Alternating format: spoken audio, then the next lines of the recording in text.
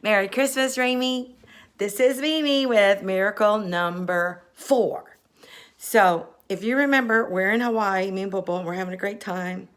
That's the June of 1986. I was feeling so healthy, and we were having a great time. And we came back home, working for Allstate. We're doing good. We were making that career move. We were making it happen. We were doing all that we could. And so came back home, and it's now maybe August, September, and I started having a belly pain. I thought, oh God, what is that? And I thought, oh no, it came back, the ulcerative colitis. And I thought, no, not receiving that. No, I'm not receiving that. So I had to go to the doctor because you have to, make sure everything's good. So all the way to Wharton, all the way up there, I went, and first thing they do is they look at your chart and they say, oh, you've had ulcerative colitis. Let's rule that out. So for the next 3 days, they did extensive x-rays, upper GI, lower GI, lots of enemas. And at the end of it all, they came back and said, oh, you're right, you do not have ulcerative colitis. There's not even a symptom there, a sign, a scar, nothing. So we're going to have to update your records. No ulcerative colitis. I said, well, what about this pain? I said, well, we don't know what that is. You're just going to have to, come back in 2 weeks if it still continues, so come back. So 2 weeks, I thought, man, I hadn't, I've never been on birth control because I didn't need to. And so I thought, man, I need to go get one of them EPT tests. So I got one, and I was pregnant. That's what the little thing said.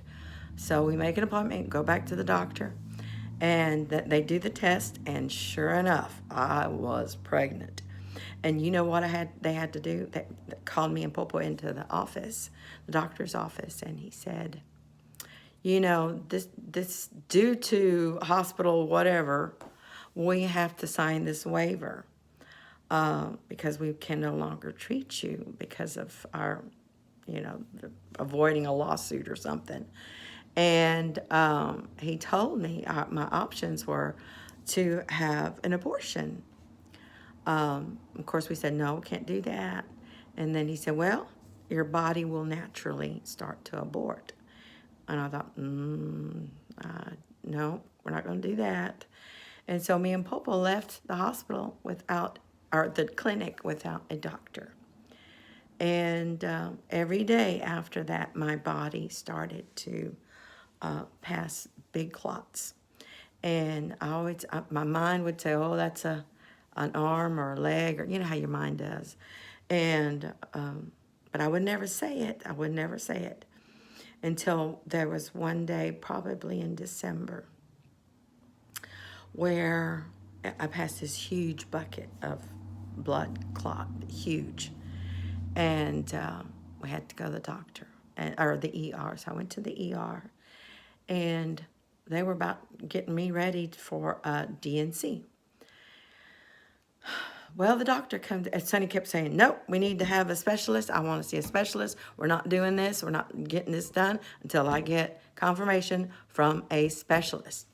Well, it just so happened they had a specialist visiting from Houston. And he came in, he said, man, this equipment is so old. It can never give a good reading. So he took out his doctor's stethoscope. He said, and he started listening for the heartbeat. He said, you got a baby, there's a heartbeat, there's no need for that. And he became our doctor.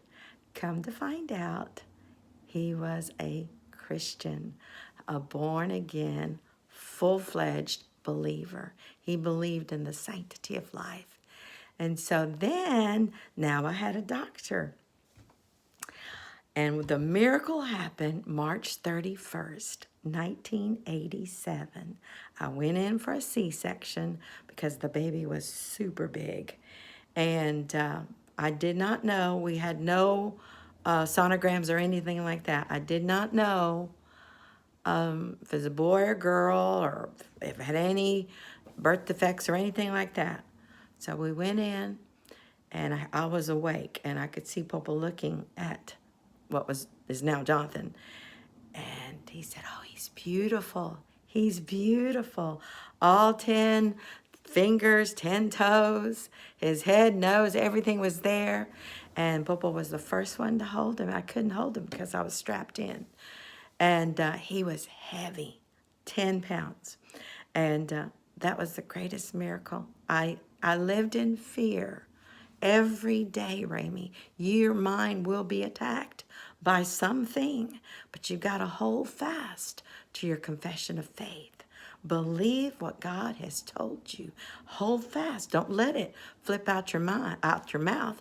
Keep what God has said to you, and you will see his miracles come to pass. Okay, I love you, and we're on to miracle number 5 tomorrow. See you soon. Bye.